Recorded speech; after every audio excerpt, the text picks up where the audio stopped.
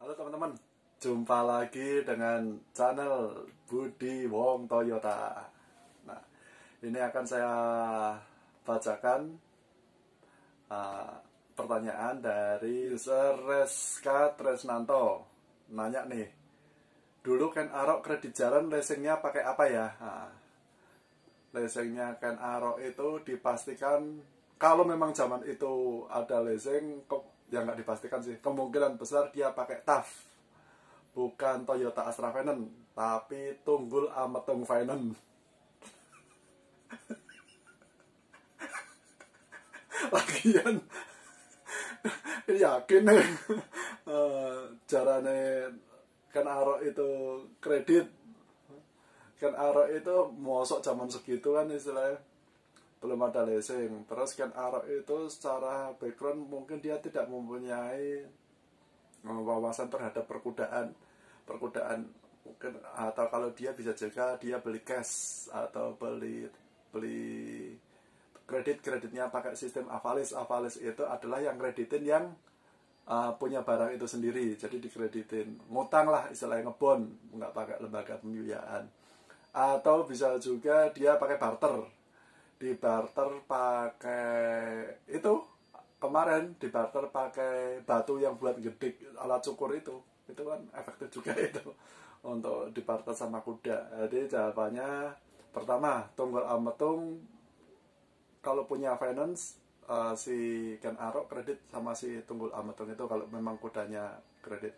Kedua, mungkin dia beli secara tunai, beli second, yang pasti kudanya second, karena paling di situ ada iklan dijual kuda, kondisi siap pakai, surat-surat lengkap, masih mulus, hanya lecet pemakaian, dus bukunya udah nggak ada, ketinggalan di Jakarta, seperti itu, seperti iklan-iklan yang itu.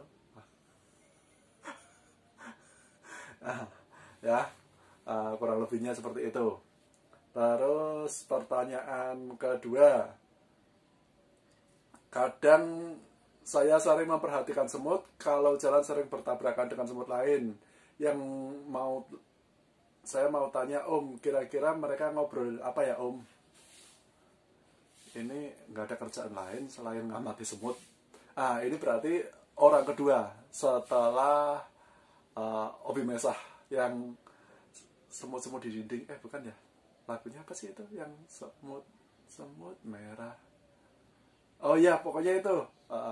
Yang satunya mengamati semut adalah akun Ardi Gendeng.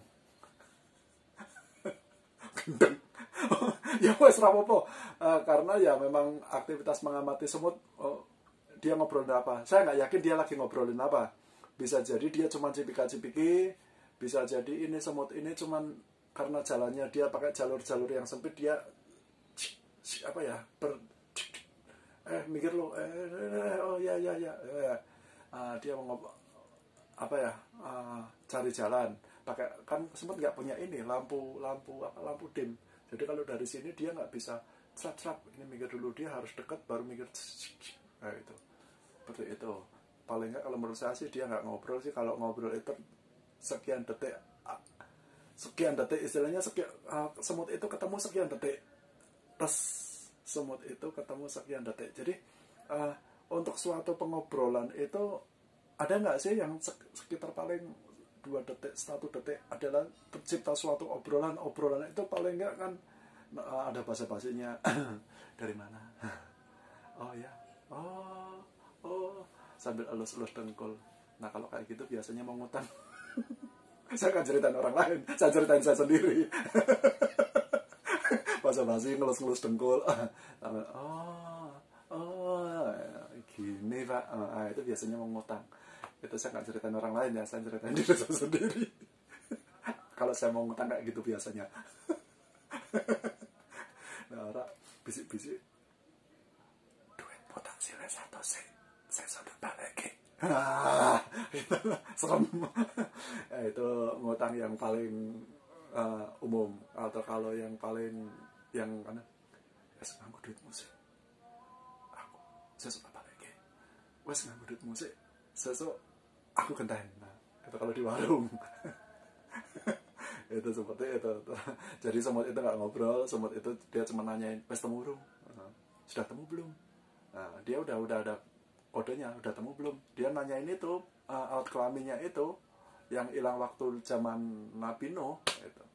Jadi semut ini ceritanya dulu ini zaman Bahtera Nuh atau Nabi Nuh ya. Bahtera Nuh. Semua hewan itu kan naik ke kapalnya Nabi Nuh, itu semua hewan sepasang naik. Aturannya di situ dia tidak boleh berproses berkembang biak. Berproses berkembang biak. Artinya di situ oke, pada naik semua, terus itu alat kelaminnya itu disimpan di suatu gudang. Begitu naik alat kelaminnya disimpan di suatu gudang. Alat kelaminnya disimpan di suatu gudang, dah sampai itu banjir, semua di situ. Akhirnya ada kuda, ada gajah, ada semualah binatang-binatang itu sepasang, salah satunya ya semut itu.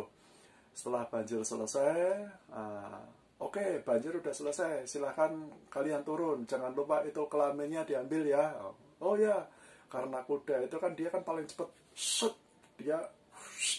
dia langsung masuk ke gudang, ngambil kelamin, dia milih yang paling besar. Punya gajah tuh diambil sama kuda. Jadi kelaminnya kuda sekarang itu sebenarnya punya gajah tuh. Kalau nggak percaya, tanyain aja sama gajah. Punya gajah tuh diambil sama kuda. Udah, wah, berebut, wah, udah. Karena di situ kan ada yang keinjak, ada yang hilang, ada yang rusak, segala macam. Termasuk salah satunya punya semut itu. Semut kan paling kecil tuh binatangnya tuh. Ada yang keinjak atau nempel di tempat apa, nempel di telapak kakinya siapa kan, katut. Wah. Sampai saat itu dia turun nggak punya kelamin sampai sekarang. Jadi itu adalah wasiat dari semut-semut yang zaman dulu, untuk dia selalu mencari kelaminnya di mana ya, selalu mencari kelaminnya di mana. Nah, semut bertemu semut itu, kalaupun dia ngobrol, mungkin dia konfirmasi, "Wes temu durung?" Titit wes temu durung. Aduh, aku nang YouTube ngomong titit. Ya yes, pokoknya itu. Itu jadi dia terus temu durung. Oh ya wes, golek menah sana. Jadi dia mobile sekali. Wah, sibuk sekali. Terus ya itu, sampai sekarang diyakini bahwa semut itu adalah apa sih itu namanya, semut itu yang nggak berkembang biaknya itu nggak pakai ini, nggak pakai kelamin. Bahasa apa sih ya, aku lupa. Partogenesis. Partogenesis alias tidak mempunyai alat kelamin untuk berkembang biak. Itu semut. Nggak percaya, tanya aja sama guru biologi kalian. Anak IPS nggak punya pelajaran biologi sih, nih anak IPA. Nggak. Saya bapak IPS karena anak saya IPS, jadi saya IPS. Jadi seperti itu pertanyaannya yang di YouTube, komen YouTube saya jawab itu. Terus ada pertanyaan dari WA. Ini pertanyaan WA tak bahas juga ya. Ini masih nyambung ini sama tadi Tunggul Ametung Finance. Om, nanya masalah kerjaan dong. Oke. Kalau kayak gini, nyari leseng susah, yang biayain DP murah, terus gimana cara ngatasinnya? Nah, ini kan ceritanya, udah tahu ceritanya nggak sih? Kalau ternyata dalam masa pandemi seperti ini itu, beberapa leseng atau lembaga pembiayaan itu stop selling untuk otomotif. Ya nggak cuma otomotif sih, untuk perumahan segala macam yang membutuhkan pembiayaan.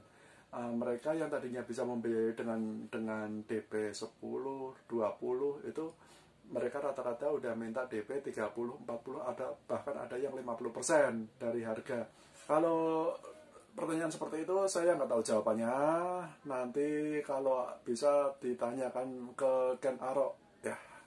Ken Arok dulu kudanya pakai lesing mana. Nah mungkin lesing yang membiayai kudanya Ken Arok itu, atau tadi itu apa, mungkin Tunggul Ametung Finance atau apa, itu mau membiayai dengan DP minim. Saya sendiri kalau itu jawabannya saya nggak tahu, daripada saya jawab ngawur, karena ini ada kaitannya dengan pekerjaan.